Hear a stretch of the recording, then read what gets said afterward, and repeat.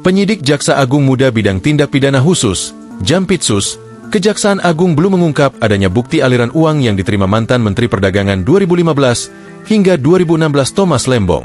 Kendati demikian, ia telah ditetapkan sebagai tersangka dalam kasus dugaan korupsi impor gula sejak Selasa, 29 Oktober 2024. Direktur Penyidikan Jampitsus Kejagung, Abdul Kohar menjelaskan bahwa bukti penerimaan uang tak selalu dibutuhkan untuk menetapkan seseorang sebagai tersangka kasus korupsi seperti Tom Lembong. Terlebih, pihaknya menggunakan pasal 2 dan 3 Undang-Undang Tindak Pidana Korupsi sebagai alas menersangkakan Tom Lembong. Untuk menetapkan sebagai tersangka ini, kan tidak harus seseorang itu mendapat aliran dana. Kan memang sudah jelas di sana, pasal 2 dan pasal 3, ujar Kohar di Kompleks Kejagung.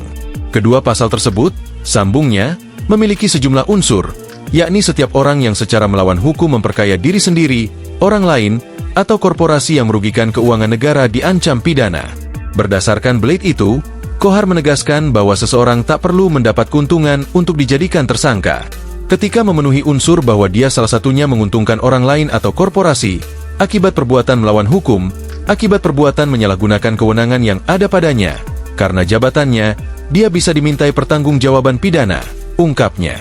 Ia melanjutkan, penyidik juga terus mendalami dugaan aliran dana ke Tom Lembong. Penyidikan ini masih baru 2 hari sejak Tom Lembong ditetapkan sebagai tersangka, kata Kohar. Seperti diketahui, Kejagung menetapkan 2 orang tersangka dalam kasus dugaan korupsi terkait impor gula, yakni Tom Lembong dan CS selaku Direktur Pengembangan Bisnis PT PPI. Kejagung menilai, Tom Lembong bersalah karena membuka keran impor gula kristal putih ketika stok gula di dalam negeri mencukupi. Kejagung menyebutkan, izin impor itu diberikan kepada pihak swasta, yakni PT AP.